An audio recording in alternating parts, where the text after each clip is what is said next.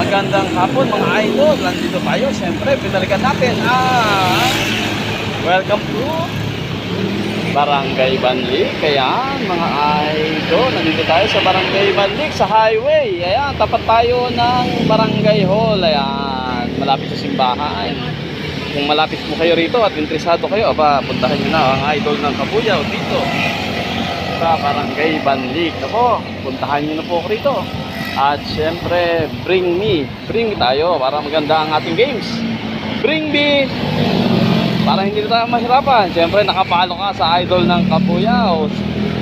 Bring me your cellphone na nakapalo sa idol ng Kabuyaw. At 3 followers po, syempre, makakuha pa ng ating ilalapag ngayong araw. Andito tayo sa highway mga idol. Ayan, meron tayong syempre pang load, 50 pesos.